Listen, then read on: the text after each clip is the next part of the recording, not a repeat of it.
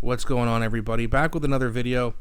So we have this video here I wanted to show you guys of this gremlin who is a former NDP MP known as Charlie Angus, who says some really interesting things here. And he's had some interviews before. I don't know if you guys have seen it, where he's, yelling and freaking out at a reporter for asking him a question. I was trying to find that video, but I couldn't, but that's okay. I got another one here for you. So this is from the CBC Watcher. It says, Charlie needs some serious help.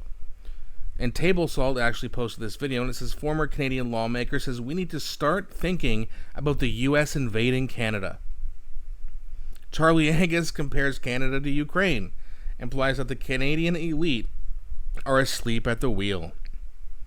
So we're going to get into this, but before we do, please, again, don't forget to like and subscribe. It really helps grow the channel, and I appreciate you guys so much for doing that. So let's have a look at this, then we'll talk about it. Or gender diversity.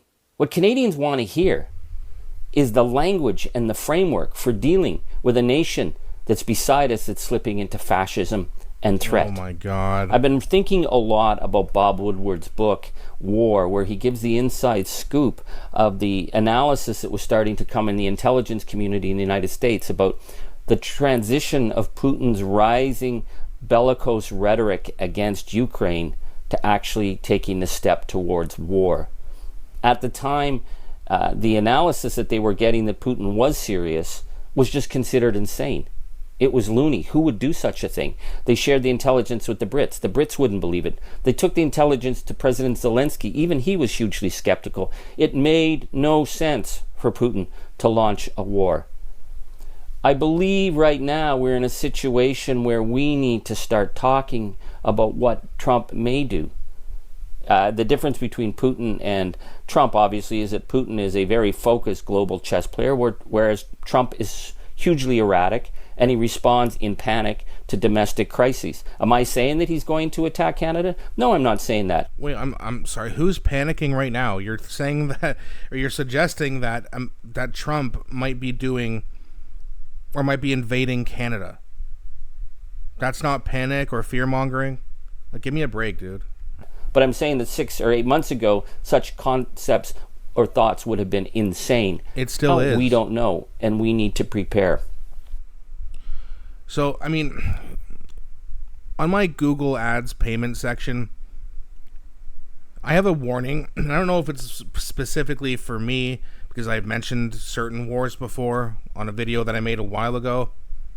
But it says I'm not allowed to talk about it, basically. So I'm not going to. I have a lot of opinions on it, but this is nothing like Russia and Ukraine. This is completely different. Again, if you want to hear more about that, just listen to Robert Kennedy talk about it. He breaks it down perfectly.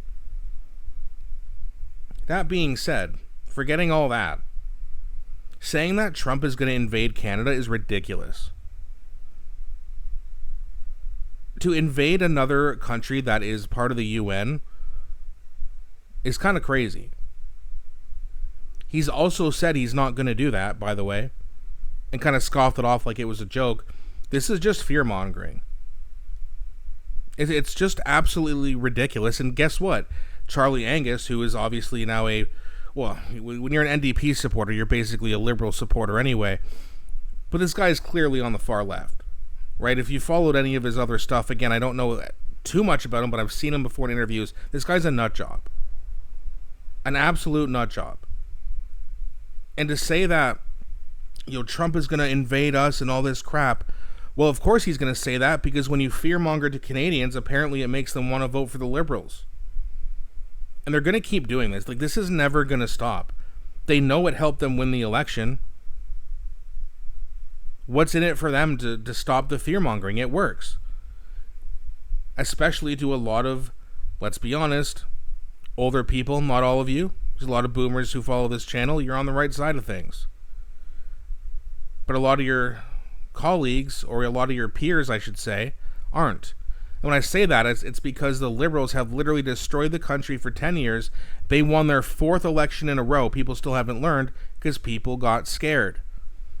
When you get scared, it basically disables the part of your brain that allows you to think critically. So they got scared, they panicked, we don't need change right now, let's vote in the same government who's destroyed the country. Oh, it'll be different this time. Yeah? Well, I guess you're right, at least they had budgets before. But you have a huge spending deficit, $92 billion on the way. Same cabinet members, basically. Same fake promises. Just different slogans. But I thought the Liberals hated slogans, remember that? Oh, Pierre Poilievre and his slogans. What do you think elbows up is? It's ridiculous. I mean, all they do, they just try to scare people because that's their only trick. That's all they have left. They don't have someone else to take over for Mark Carney when he fails. They just gotta, it's Trump, guys, Trump. Trump this, Trump that. Guys, just keep being scared of Trump, okay? And it's mostly, no offense, older white women. Not all of you, again. I want to make that clear. It's definitely not all of you, because there's a lot of great people who follow this channel who have common sense. But your peers, some of your peers don't. And they massively outvote younger people, so they get their way.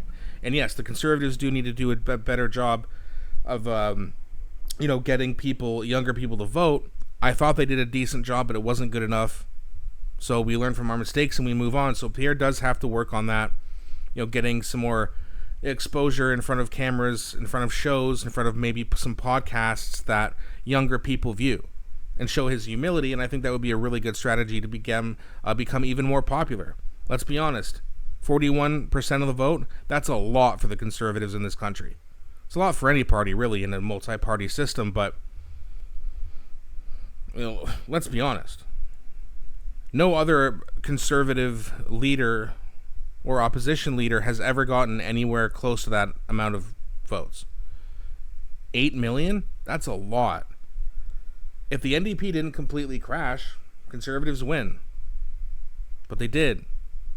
Because Mr. Elbows Up was supposed to come in here and set Donald Trump straight. Yeah, how's that going for you? You were supposed to have a deal by July 29th, and go figure, and now it's pushed back to we were supposed to have it on the 21st, now it's pushed back to the 29th, and now Trump's going to put even more tariffs on us starting August 1st. And I just have to wonder, whose idea was it to push that deadline back? Oh, probably the guy who benefits from us not having a deal because he can keep fear-mongering people. That's how they won. Why would they change? And it's really sickening how people just keep believing it.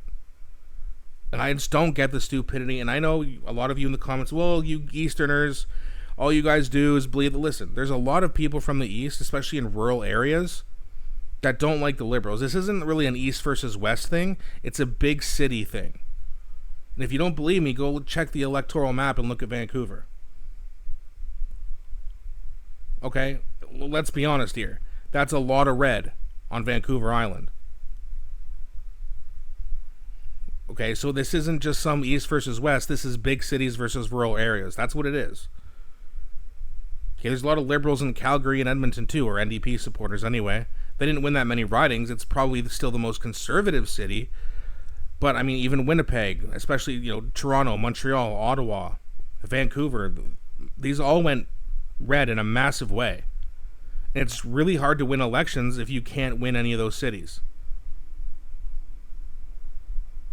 Okay, so this isn't a whole, I understand there's a lot of people in Toronto and they have a lot of ridings, the same with Montreal and Ottawa. But if Vancouver went blue, Conservatives win the election. So this isn't an East versus West thing, with all due respect.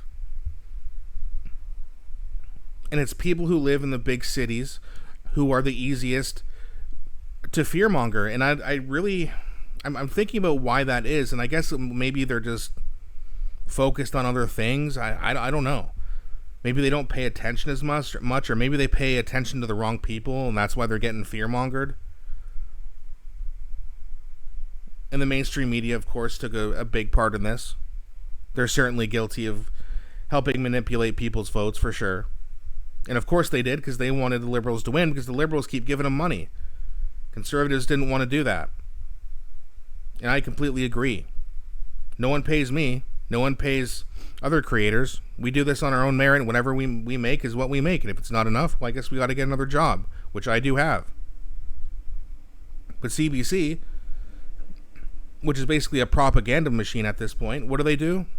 They just keep getting money and then give themselves huge bonuses. It's insane. Government-owned news is not news. But that's why you have these people who will, what's the word I'm looking for here? You have people like Charlie Angus, and you have people like, Scott Reed and these other people in the media who constantly push their fear-mongering narrative because they know it helps them get money, it helps them keep in the government they want. And that's why Charlie Angus is doing this. He's pushing fear. And yes, CBC watcher, Charlie needs serious help. But let me know what you guys think in the comment sections. Please don't be shy. It's going to be it for this one. Thanks for watching. Take care.